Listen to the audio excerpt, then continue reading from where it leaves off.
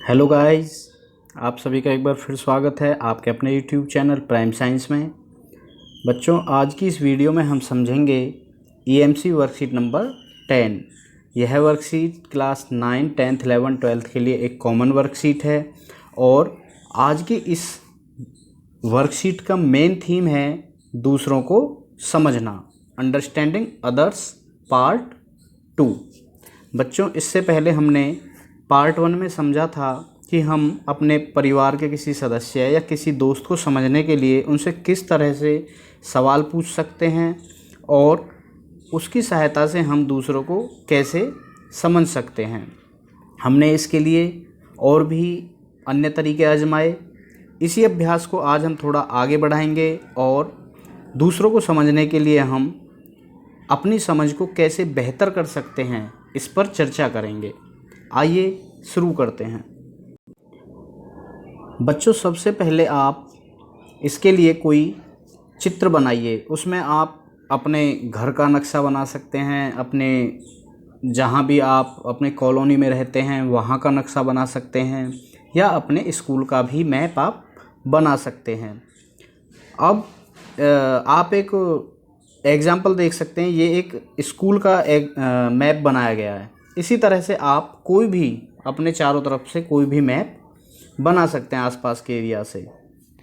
बच्चों, अब मैप बनाने के बाद आपको स्टेप 2 में क्या करना है, आपको 2 एरिया सेलेक्ट करने हैं उस मैप के ऊपर, एक हॉट स्पॉट और एक ब्राइट स्पॉट। देखिए, अब आप सोच रहे होंगे कि ब्राइट स्पॉट क्या है। आप उस मैप में कोई भी ऐसा स्पॉट जहाँ पर बहुत क्लीन टॉयलेट्स हों, वो स्थान आपके लिए सेफ़ हो और मतलब उसमें कुछ अच्छाइयाँ हों, उसको आप उसका ब्राइट स्पॉट बना सकते हैं। और बच्चों, आप जो हॉट स्पॉट सेलेक्ट करेंगे उसमें आप कोई भी जो प्रॉब्लमेटिक एरिया, उस मैप पे प्रॉब्लमेटिक एरिया हो सकता है, जैसे वहाँ पर कोई गंदगी हो, अंधेरा रहता हो, असुरक्षित माहौल हो। आप देखेंगे आपकी कॉलोनी में भी कुछ ऐसे एरिया होते हैं, या आपके स्कूल में भी कुछ ऐसे जोन हो सकता है, तो उसको आपको यहाँ हॉट स्पॉट की तरह मार्क करना है। अब स्टेप 3 में बच्चों हमें क्या करना है कि जो हॉट स्पॉट की सूची है उसके किसी एक मुद्दे को चुन लें। जैसे आपके स्कूल है, वहाँ पर कहीं लाइट नहीं रहती है, या वहाँ कहीं सफाई नहीं है, डस्टबिन के चारों तरफ बहुत ज़्यादा गंदगी है। आप किसी भी एक टॉपिक को पिक कर लें और जिस पर आप काम करें, जिससे आपका काम करने का मन हो कि हाँ जी, मुझे इस काम को करने का मन है और मैं इस एरिया में कुछ अच्छा करना चाहता हूँ। इस मुद्दे को पीछे चुना, आपने क्यों चुना उसको भी आप यहाँ हमें लिखकर बता सकते हैं कि आपने इसी मुद्दे को क्यों चुना, आप इसमें क्या काम करना चाहते हैं।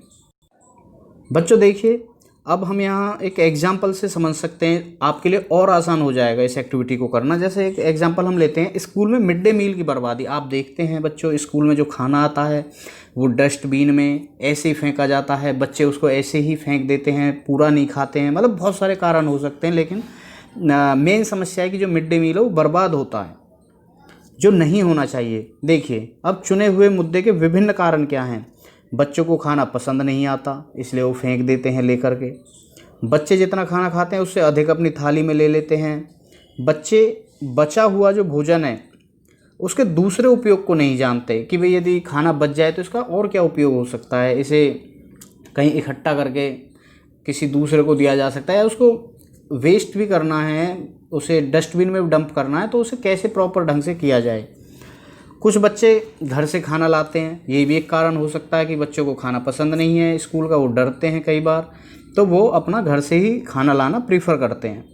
अब देखिए, इस मुद्दे से जुड़े हुए कौन कौन से लोग हो सकते हैं। बच्चे हो सकते हैं, मिड डे मील बनाने वाली एजेंसियां हो सकती हैं, या फिर जो मिड डे मील के इंचार्ज हैं वो हो सकते हैं। बच्चों, ये सब बातें हम इसलिए कर रहे हैं क्योंकि इन्हीं से हमें इन जो भी प्रॉब्लम है उनको सॉर्ट आउट करना है, इन्हीं की हेल्प से सॉर्ट आउट हो सकती हैं, अदरवाइज उनको सॉर्ट आउट करना इम्पॉसिबल है।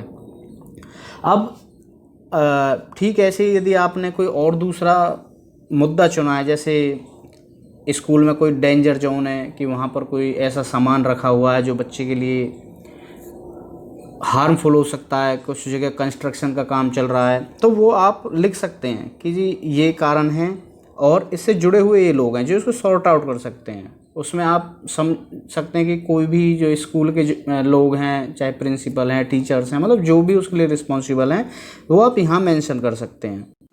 बच्चों, जो आपने दूसरी तालिका में लोगों के नाम लिखे हैं जो उसके लिए रिस्पॉन्सिबल हैं, आप उनसे कुछ अब क्वेश्चंस पूछिए। जैसे बच्चों से आप पूछ सकते हैं भाई आपने खाना क्यों झूठा छोड़ते हो। मिड डे मील एजेंसी से पूछ सकते हैं क्या आप बच्चों के खाने के बारे में सुझाव लिया है, क्यों नहीं लिया है, बच्चे क्या प्रीफर करते हैं, क्योंकि ये भी एक मेन प्रॉब्लम है। यदि हम बच्चों की पसंद से थोड़ा जानकर उस खाने को एक सर्वे करा के इंटरनल स्कूल का ही उसको अप्लाई करें खाने पे, तो ज़्यादा बेटर होगा। बच्चे अच्छे से खाना खाएंगे भी और खाना वेस्ट भी नहीं होगा। प्रभारी शिक्षक से भी आप पूछ सकते हैं कि जी बच्चों का खाना पसंद क्यों नहीं आता है या इसके पीछे क्या कारण है, और भी कोई कारण हो सकते हैं जो आपको वो टीचर बता सकते हैं। अपने मुद्दे से जुड़े लोगों से बात करके आपको उसके बारे में कुछ नई जानकारियाँ मिली होंगी, ऐसी प्रॉब्लम आपको मिली होंगी जो आपके अभी तक ध्यान में नहीं थी, और इससे आपकी समझ बढ़ती है। हमें और लोगों के इंटरव्यू लेते हुए आपने अपनी कम्युनिकेशन, जो हमने पीछे पढ़ा था, जो हमारी कम्युनिकेशन स्किल है, उसको कैसे डेवलप कर सकते हैं। तो इस बातचीत के दौरान कहीं आपकी कम्युनिकेशन जो स्किल है वो इंक्रीज हुई, उसमें कुछ अच्छाई आई, तो उसे भी आप यहाँ पर हमें लिखकर अपने टीचर के साथ साझा कर सकते हैं।